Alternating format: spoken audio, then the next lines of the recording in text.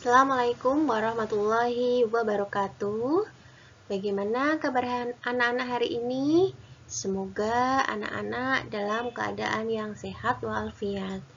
Nah, untuk hari pertama ini, anak-anak sudah mulai melakukan kegiatan pembelajaran secara daring ya. Nah, sebelum kita mulai pembelajaran, alangkah lebih baiknya kita berdoa terlebih dahulu. Ibu persilahkan kita berdoa menurut agama dan keyakinan kita masing-masing. Berdoa dimulai. Cukup. Terima kasih. Bagaimana anak-anak hari ini? Tetap semangat ya. Apapun yang terjadi, walaupun kita masih tetap melakukan pembelajaran daring, kita harus tetap semangat dan selalu dalam keadaan yang sehat. Baiklah. Nah, ini kali pertama Ibu mengajar di kelas anak-anak ya. Sebelumnya, perkenalkan diri terlebih dahulu. Nama Ibu adalah Ibu Wulandari Sianingrum. Ibu mengampu mata pelajaran Bahasa Indonesia di kelas 10 dan di kelas 11. Nah, nanti kita akan berkenalan lebih lanjut lagi sambil berjalannya pembelajaran ini. Nah, ini ada materi bahasa Indonesia yang nantinya akan anak-anak lalui. Untuk 6 materi ini, nanti anak-anak akan melaluinya selama 1 semester. Memang terlihat agak banyak, karena nanti anak-anak di semester 2 akan melaksanakan praktek kerja lapangan. Oleh karena itu, di semester 1 materi akan Ibu berikan lebih banyak. Ada 5 materi bahasa Indonesia akan Ibu berikan. Yang pertama adalah teks prosedur, kemudian yang kedua adalah teks eksplanasi, yang ketiga adalah teks ceramah, yang keempat adalah teks cerpen, dan yang terakhir adalah teks proposal.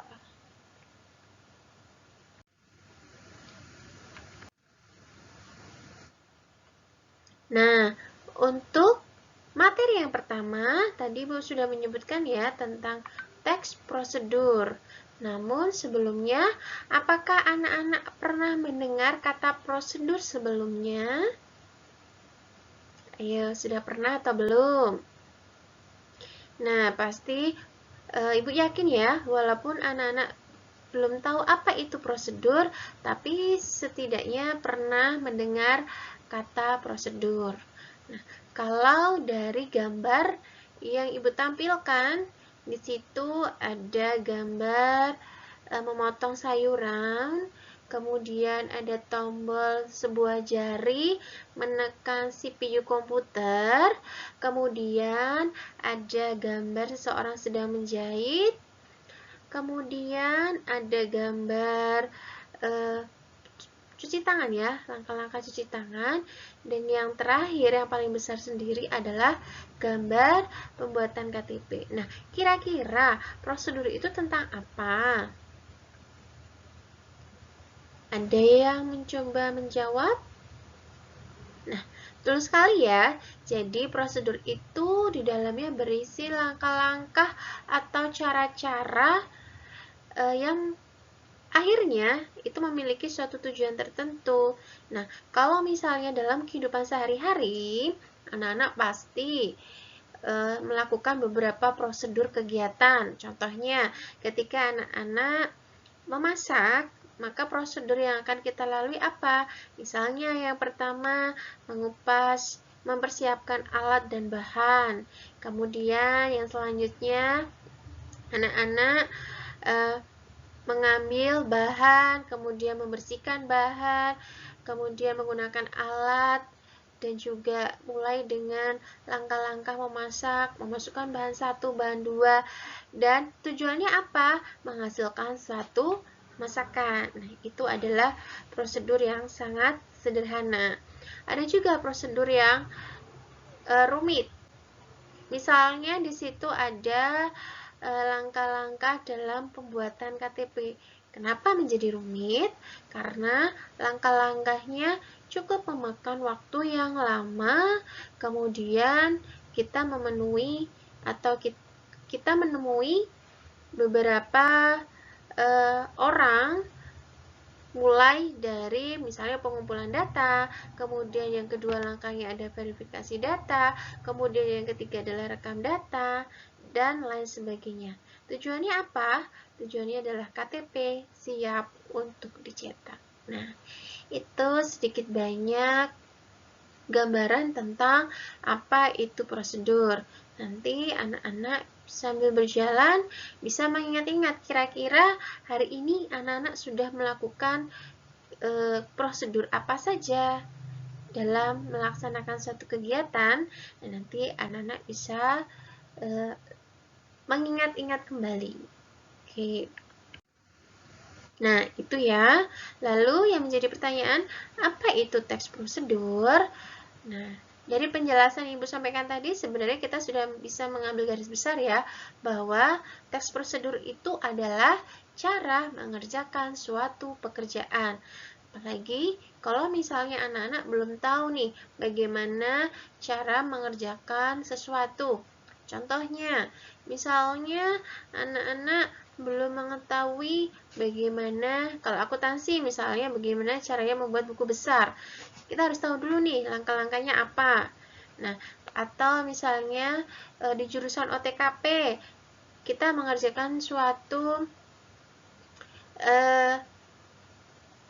pembukuan. Nah, bagaimana cara-caranya? Bagaimana langkah-langkahnya? Nah, kemudian kalau BDP misalnya langkah-langkah untuk memasarkan suatu produk. Nah, itu kan kita butuh yang namanya tahapan-tahapan. Nah, tahapan atau langkah-langkah itu kita buat agar kita bisa mengikuti tahapan-tahapan yang ada. Tujuannya agar apa yang kita lakukan itu dapat berjalan dengan lancar sesuai dengan tujuan yang kita harapkan.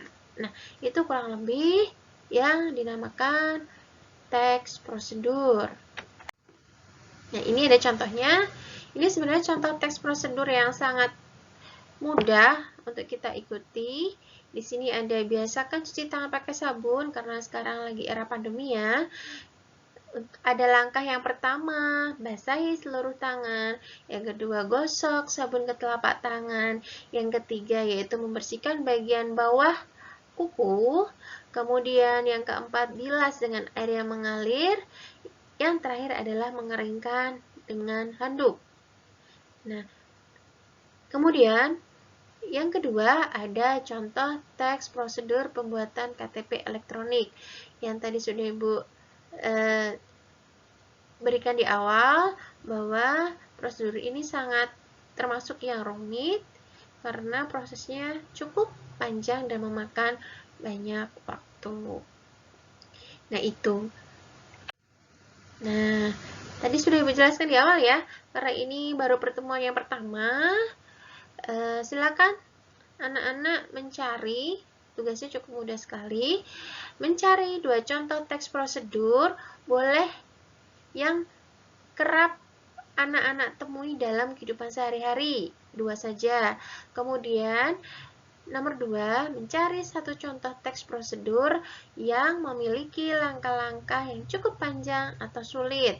Tadi di slide sebelumnya sudah Ibu berikan contoh ya. Kemudian boleh dalam bentuk teks, boleh dalam bentuk gambar, atau boleh dalam bentuk foto. Kemudian jangan lupa anak-anak tuliskan sumber foto atau sumber teks yang kalian dapatkan. Kemudian dikirim ke classroom masing-masing. Dikirim hari ini ya tugasnya ya. Baik, kalau misalnya ada pertanyaan silakan boleh chat WA Ibu atau silakan anak-anak tanyakan di kolom classroom-nya. Oke, ada pertanyaan? Oke, nanti ya di grup WA ya. Baik. Nah, untuk pertemuan kali ini itu dulu, karena ini baru pertemuan yang pertama.